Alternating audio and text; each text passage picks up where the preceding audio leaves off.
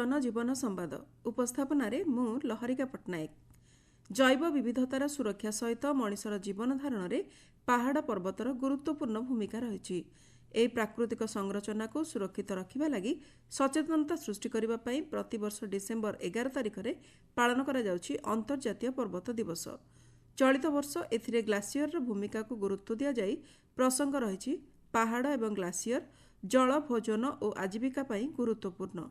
ଏହି ଅବସରରେ ଦେଶର ପରମ୍ପରାରେ ସାମିଲ ହୋଇଥିବା କେତେକ ଚର୍ଚ୍ଚିତ ପାହାଡ଼ ସମ୍ପର୍କରେ ଆସନ୍ତୁ ଜାଣିବା। ଉତ୍ତରାଖଣ୍ଡର ଅଲମୋଡ଼ା ଅନ୍ତର୍ଗତ ଚୌଖୁଟିଆ ବ୍ଲକରେ ଉଞ୍ଚାବାହନ ଗ୍ରାମ ରହିଛି। ସମୁଦ୍ର ପତନରୁ 3600 ଫୁଟ ଉଚ୍ଚରେ ଥିବା ଏଠାକାର ଏକ ଗୁମ୍ଫାରେ ବଡ଼ ବଡ଼ ପଥର ଚଟାଣ ରହିଛି, ଯାହା ଉପରେ ଥିବା ପଥରକୁ ପିଟିଲେ ଥାଳି ବଜାଇବା ପରି ଶବ୍ଦ ହୋଇଥାଏ। କିମ୍ବଦନ୍ତୀ ଅନୁସାରେ ପାଣ୍ଡବମାନେ ଅଜ୍ଞାତବାସ ବେଳେ ଏହି ଗୁମ୍ଫା ପାଖରେ ରହିଥିଲେ ଏବଂ ଏହି ପଥର ଉପରେ ନିଜ ଅସ୍ତ୍ରଶସ୍ତ୍ର ଧାର କରୁଥିଲେ। ଫଳରେ ପଥରରେ ବି ଧାତୁ ଗୁଣ ସୃଷ୍ଟି ହୋଇ ଏହାକୁ ବଜାଇଲେ ଧାତବ ଧ୍ୱନି ବାହାରୁଛି। କୁମାଇ କ୍ଷେତ୍ରରେ ହୋଇଥିବାରୁ ଏହାର ନାମ ଥକୁଲି ଉଡ଼ିଆର ହୋଇଛି, କାରଣ ସେଠାରେ ଥକୁଲି ଅର୍ଥ ଥାଳି ଏବଂ ଉଡ଼ିଆର ଅର୍ଥ ଗୁମ୍ଫା। ଏଠାରେ 10ରୁ ଅଧିକ ପଥର ଥିଲେ ମଧ୍ୟ ଗୋଟିଏ ପଥରରୁ ଏପରି ଶବ୍ଦ ବାହାରେ।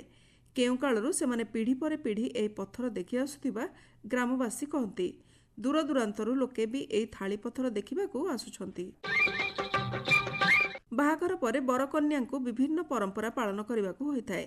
ତେବେ ବିହାରର ରୋହତାସ ଜିଲ୍ଲା ଅନ୍ତର୍ଗତ କୁସର୍ମୀ ପାହାଡ଼ ନିକଟରେ ରହୁଥିବା ଗ୍ରାମର ବାସିନ୍ଦାମାନେ ନବବିବାହିତ ଦମ୍ପତିଙ୍କୁ ନେଇ ଏକ ସ୍ୱତନ୍ତ୍ର ପରମ୍ପରା କକନ ପାଳନ କରିଥାନ୍ତି। ଅସଲରେ ଏହି ପାହାଡ଼ ଉପରେ ବନଦେବୀଙ୍କ ମନ୍ଦିର ରହିଛି। ସେଠାରେ ଥିବା ପଥରଗୁଡ଼ିକରୁ ରୁଣୁଝୁଣୁ ଶବ୍ଦ ଶୁଣାଯାଏ। ଏହାକୁ ଗ୍ରାମବାସୀ ଦୈବୀ ଶକ୍ତି ବୋଲି ମାନନ୍ତି। ତେଣୁ ବାହାଘର ପରେ ନବଦମ୍ପତି ଏଠାକୁ ଆସି ମାଙ୍କୁ ପୂଜାର୍ଚ୍ଚନା କରିବା ସହ ଏହି ପଥରକୁ ଠେଙ୍ଗାରେ ପିଟନ୍ତି। ବିଶ୍ୱାସ ରହିଛି ପଥରକୁ ଠେଙ୍ଗାରେ ପିଟି ଏହାର ଶବ୍ଦ ଶୁଣିଲେ ନବଦମ୍ପତିଙ୍କ ସମ୍ପର୍କ ସୁଦୃଢ଼ ହୁଏ। ଜ୍ୟେଷ୍ଠ ନବରାତ୍ରି ବେଳେ ପାହାଡ଼ ଉପରେ ମେଳା ଆୟୋଜନ କରାଯାଏ। ଗ୍ରାମବାସୀଙ୍କ ମତରେ ସପ୍ତଦଶ ଶତାବ୍ଦୀରେ ବୀର ଲୋରେକ ଏଠାରେ ବନଦେବୀଙ୍କ ସ୍ଥାପନା କରିଥିଲେ। ପାହାଡ଼କୁ ବି ବନଦେବୀ ଗଛକଟାଳିଙ୍କ ଠାରୁ ସୁରକ୍ଷିତ ରଖିଛନ୍ତି ବୋଲି ଗ୍ରାମବାସୀ କହନ୍ତି। ସେମାନଙ୍କ ମତରେ ପଥରରୁ ଆସୁଥିବା ଶବ୍ଦ ଦେବୀଙ୍କ ଶକ୍ତି। ତେବେ ବୈଜ୍ଞାନିକମାନେ କହିଛନ୍ତି ପଥରରେ ଲୌହ ତଥା ଅନ୍ୟ ତତ୍ତ୍ୱ ଅଧିକ ଥିଲେ ସେଥିରୁ ଏପରି ଶବ୍ଦ ବାହାରିଥାଏ। ଛତିଶଗଡ଼ର ମହାସମୁନ୍ଦ ଜିଲ୍ଲାରେ ଏକ ଜଙ୍ଗଲ ଅଛି ଯାହାର ନାମ ମାମୁ ଭଣଜା।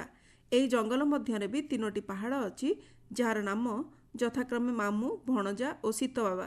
ସ୍ଥାନୀୟ ଲୋକଙ୍କ କହିବା ଅନୁସାରେ ଏମାନେ ପୂର୍ବରୁ 3 ଜଣ ମଣିଷ ଥିଲେ ଏବଂ ପରେ ପାହାଡ଼ ଉପରେ ସ୍ଥିର ହୋଇଯାଇଛନ୍ତି। ସ୍ଥାନୀୟ ବାସିନ୍ଦା ଏମାନଙ୍କୁ ଦେବତା ଭାବେ ପୂଜା କରନ୍ତି।